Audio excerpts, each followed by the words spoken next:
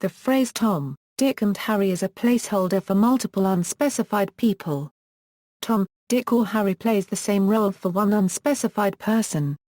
The phrase most commonly occurs as every Tom, Dick and Harry, meaning everyone, and any Tom, Dick or Harry, meaning anyone, although Brewer defines the term to specify a set of nobodies. Persons of no note. Similar expressions exist in other languages of the world, using commonly used first or last names. The phrase is used in numerous works of fiction. Origin. The origin of the phrase is unknown. The earliest known citation is from the 17th-century English theologian John Owen, who used the words in 1657. Owen told a governing body at Oxford University that our critical situation and our common interests were discussed out of journals and newspapers by every Tom, Dick and Harry. Pairs of common male names, particularly Jack and Tom, Dick and Tom, or Tom and Tib, were often used generically in Elizabethan times.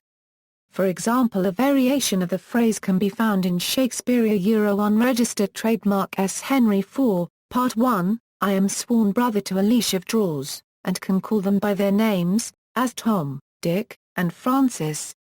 The phrase is a rhetorical device known as a tricolon. The most common form of tricolon in English is an ascending tricolon, and as such the names are always said in order of ascending syllable length.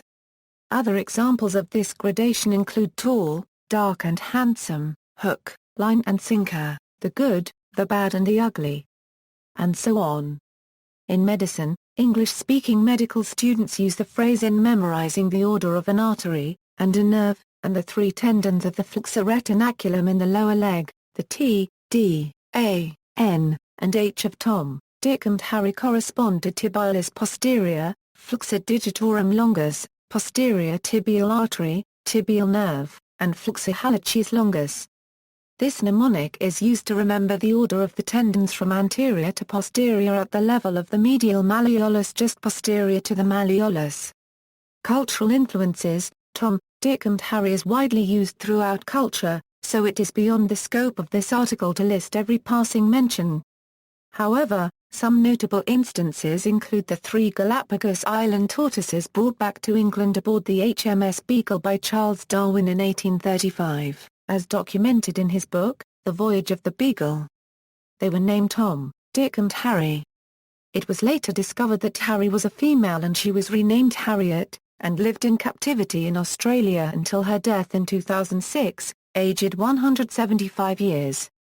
In The Black Arrow, A Tale of the Two Roses, Robert Louis Stevenson refers to a general muster as calling up Dick, Tom, and Harry.